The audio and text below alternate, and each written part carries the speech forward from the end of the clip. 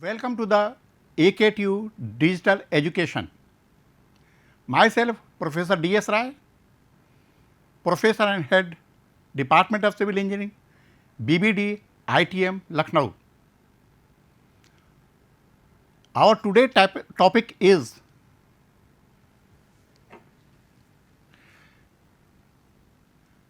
islands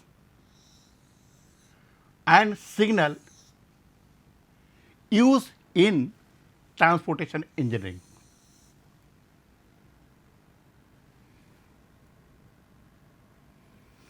The reference books, as usual, I have taken mostly from the highway engineering written by Khanna and Jesto and introduction to traffic engineering by Dr. R. Srinivas Kumar. We have also included some reference book from point to points.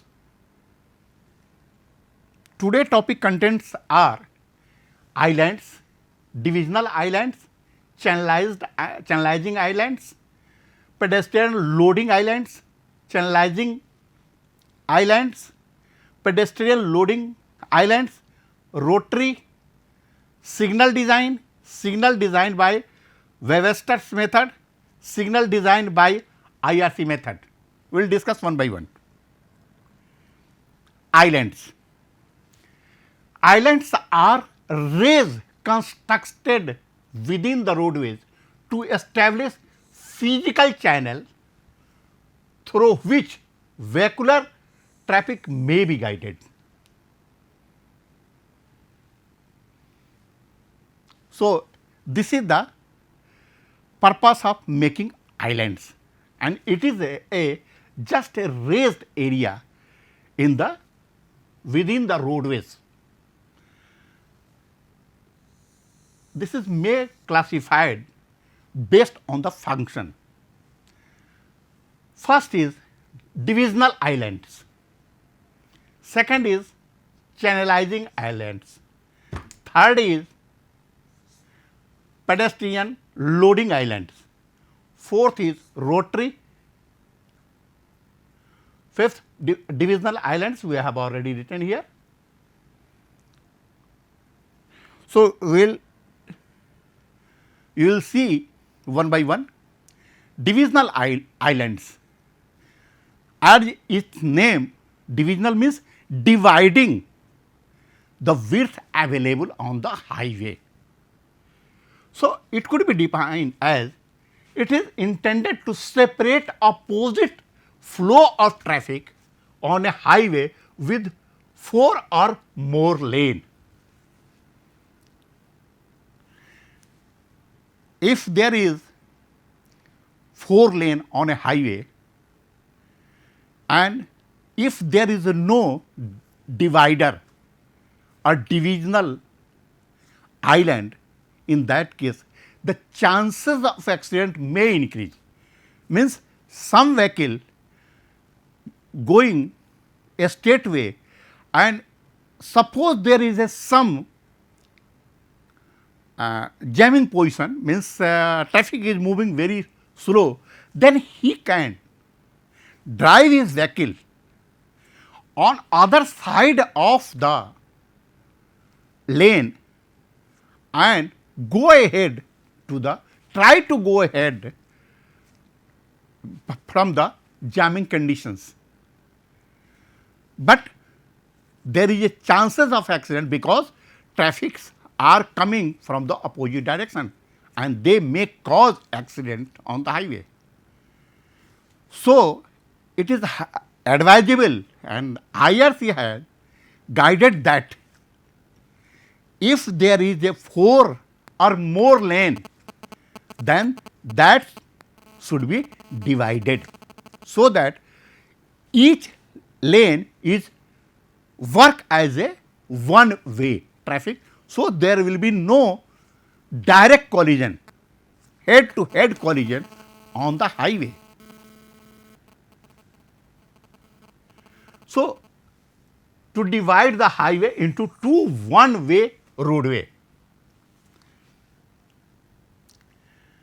Divisional islands, they are intended to separate the opposite traffic flow on the highway with 4 or more lanes. Head on collision are eliminated. Curves should be high enough to prevent the vehicles from entering into the islands. Means curves should be, the height of curves should be such that no vehicle can cross the island. The generally it is a recommendation of IRC that 225 mm height of curve may be provided for the divisional islands. But there are many shapes. If there is a urban area, then that could be raised. So, this is the divisional islands. Here is a T junction. So, divide the lanes. Here is the divisional islands, here is the divisional islands, which separate traffic to mix with the others, with the opposite direction traffic. This is also a divisional islands.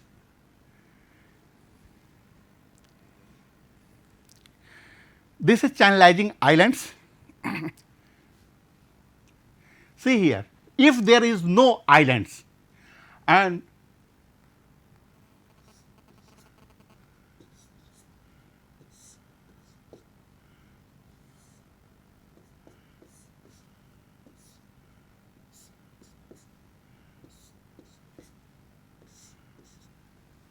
this is a intersection and both road meeting at this intersection have multi lanes.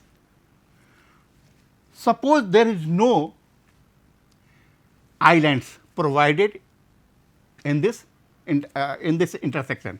So, see here the traffic, one traffic has to go either a straight way or right side or left side. Left side there is a more or less no problem, because no traffic is coming from opposite direction. So, suppose this is the left side traffic, no problem. A straight way, of course, this is going, might go a straight way. This is the right hand side turning. This is the most accident prone traffic. So, in this way, if you draw a graph, you see here this double matting area, you can say, is a major conflict area. This is the major conflict area. The straight way or one sided hedges area are minor conflict area. Okay. So, this is the area where the chances of accident are more. So, to prevent this type of accident, a island is formed here, so that traffic may channelize along the islands, and the points from where they have to go out, they can easily go out with the less disturbance, or in this case the chances of accident will reduce considerably. So, area of conflict with channelized intersection.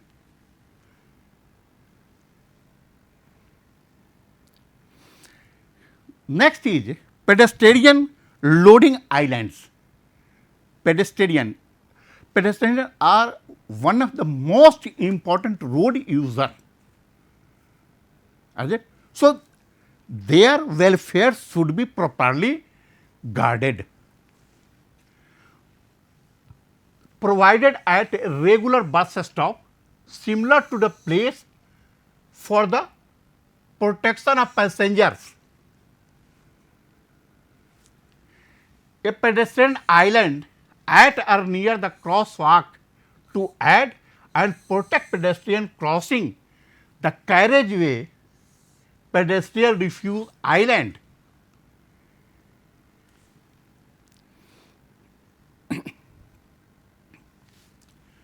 See here, this is the highway on both sides. They are the pedestrian, they are watching to either cross the road, but this is the place where they are safe and they can easily ride on the vehicle. So, this is the platform is called pedestrian loading islands. The next is, see here, this is the refuge island, means the width of the regular islands, pedestrian islands. If there is a land, then that could be increased, and they, the passenger or pedestrian can stay with a very safe mode till they will get the vehicles to go away. Rotary. Rotary is a large central islands of a rotary intersection. These islands is much larger than the central island of channelized intersection. Means we have talked a small island that is called central island. In rotary, it is much bigger than the central islands. So, see here, this is the much higher, much larger islands. So, it is called rotary. This is a diagram of a rotary. This is the central island. Here in rotary, waving lengths are provided to wave the vehicle from one lane to another lane. So, see here, this is the waving length. Here the exit radius, entry radius, entry width, these are the important parameters for the rotary. This is the approach width. See, this is the giveaway line. So, this is the diagram for a rotary intersection.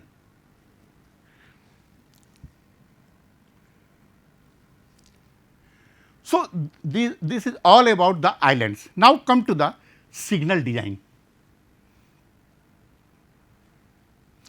Signal design. The objective of signalized intersection with appropriate signal timing is to assign the right of way to alternating traffic movement in order to minimize the average delay to any group of vehicle or pedestrian and to reduce the probability of accident. What is the main purpose? If there is no signals at intersection, what happen? People will come to the intersection from the all side, and of course, there will be jamming conditions. So, no vehicles have a space to go out from this jam. So, the purpose of signal is to make a stop one direction traffic for few minutes, few times, and allow others vehicle to cross. After sometimes they will be stopped and that lane will be stopped, and others lane are allowed or vehicles are allowed to cross the intersection. So, design elements are geometric parameters, operational characteristic of vehicles, operational characteristic of pedestrian, design volume, air quality, constraint of construction. So, for designing the signal, geometric parameters like width of the road, turning radius, such things are required for signaling design. Operational characteristics of the vehicle: what is the weight, what is the width of the vehicle, whether it is commercial vehicle or owned vehicle. Operational characteristic of pedestrian, this is also a important parameter. Design volume, the volume coming at the intersection are required for the designing of the signal. Air quality, it is related with the environmental, and it is also considered while designing the signal. Constraint of construction, suppose there is no place where you can put your signal, then how can you use signalized intersection? So, there is a constraint. Land should be available, a place should be available where you can put your signal post, otherwise there is it is very difficult to use the signalized intersection. Signal design by Webster's method. There are many methods, but we are here discussing this signal design by Webster's method. So, see here, the optimum signal cycle C0 corresponding to least total delay, least total delay to the vehicle at signalized intersection has been worked out. This work to be worked out before your final steps. This is the most rational approach. Field works of the design process has been completed before. The next point is the saturation flow S. The saturation flow S per unit time on each approach of the intersection. Saturation point.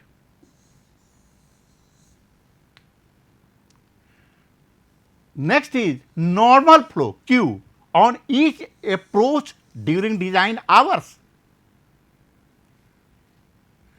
Based on the higher value of normal flow, the ratio Y1 will be equal to Q1, means normal flow on road 1 divided by S1 saturation flow on road 1.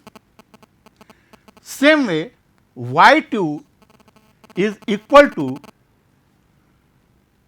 Q2 by S2. Q2 is the normal flow on road 2, whereas S2 is the saturation flow on road 2. So, Y2 will be equal to Q2 by S2 are determined on the approach road number 1 and 2. Now, the normal flow and the saturation flow shall be in PCU. Signal design. Now, come to the saturation flow. Saturation flow is to be obtained from the field study by noting the number of vehicles in the stream of compacted flow during the green phase and the corresponding time interval precisely.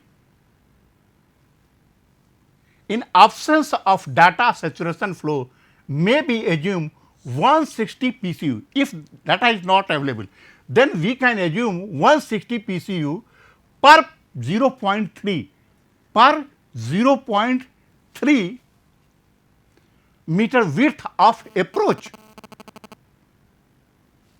So, now the optimum signal time is given by C0 will be equal to 1.5 L plus 5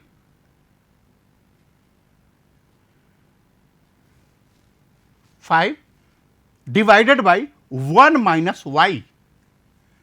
C0 will be equal to 1.5 L plus 5 divided by 1 minus y, where L is the total lost time per cycle,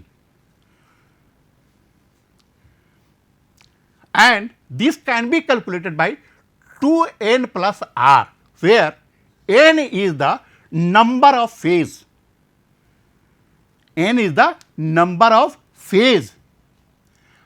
r is the all red time.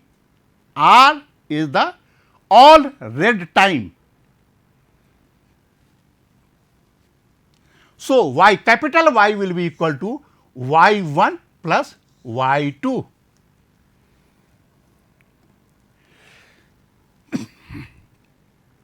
So, green phase for road 1 will be equal to y1 by capital Y into C0 minus L. Likewise, for road 2, y2 divided by y C0 minus L. Similarly, procedure is followed where there are more number of phases.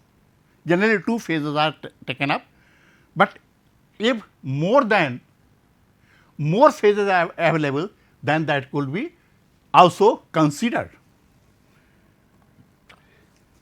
Say for example, this is average normal flow of traffic on road A and B during design period are 400 and 250 PCU per hour. The saturation flow value on this road are estimated as 1250 and 1000 PCU per hour respectively. The all red time required for pedestrian crossing is 12 seconds. These are the data given. This is I am just giving it for the example. Design 2-phase traffic signal by Weierstrass method. Here see YA for the road A, QE normal flow of the road A. So, QA divided by SA, saturation flow. So, here the flow is 400 and saturation flow is 1250. So, that will come 0.32. Likewise, YB QB divided by SB. So, that will be 250 by 1000. So, it will come 0.25. So, Y will be equal to YA plus YB. So, 0.32 plus 0.25. So, that will come 0.57. Here L 2n, here the number of phases is 2. So, 2 into 2 plus R all time red, and here you see here pedestrian crossing is 12 seconds. So, this is the time where the all time there is a red light to just cross the pedestrian. So, this is 12 seconds. So, that will come 16 seconds. Now, C 0 will be equal to 1.5 L plus 5 divided by 1 minus y. So, 1.5 into 16 plus 5, 1 minus 0.57. So, that will come 29.0.43, that is 67.4, say 67.5 second. So, now green phase for road A will be y A by y C 0 minus L. So, 0.32 y A, capital Y 0.57. Now, C 0 67.5, L 16. So, that will come 29 second. For green phase, time for road A is 29 second. Likewise, green phase for road B will be calculated like that, and that will be 22.5 second. So, all red time for pedestrian is 12 second, that we have already taken up, providing amber time 2 seconds, and amber time is given 2 times for red to green or green to red. So, 2 times amber time shall be given. So, for each for clearance, the total cycle time providing amber time for 2 seconds, that will be 29 second, 22.5 second. Here is the 29 second, 22.5 second, 12 second, all time rate, all time rate. So, 12 second and 2 times amber time. So, finally, that will come 67.5 seconds. So, we can fix our traffic signal on the basis of this one.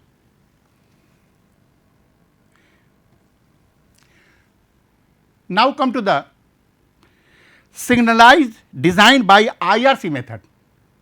IRC has developed another way to design a signal.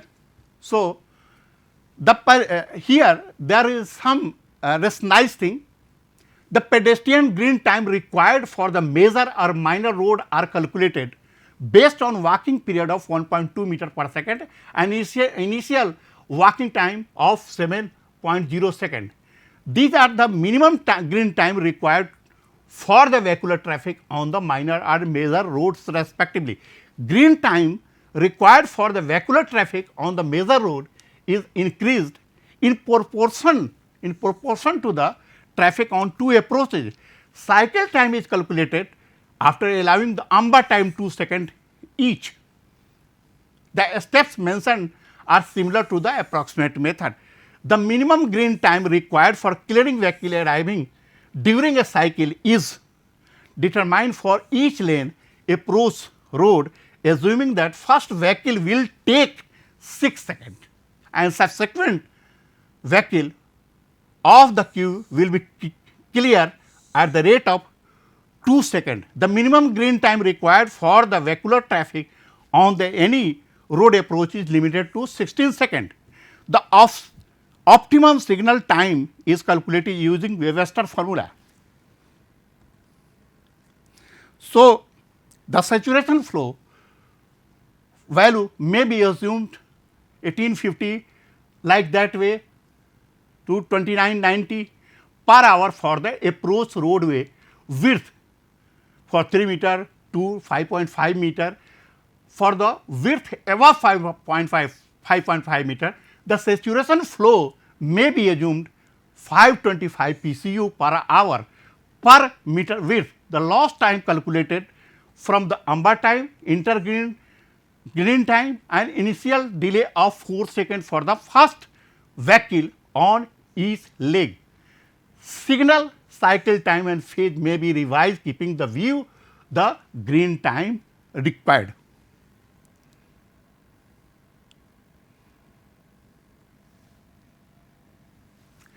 Thank you very much.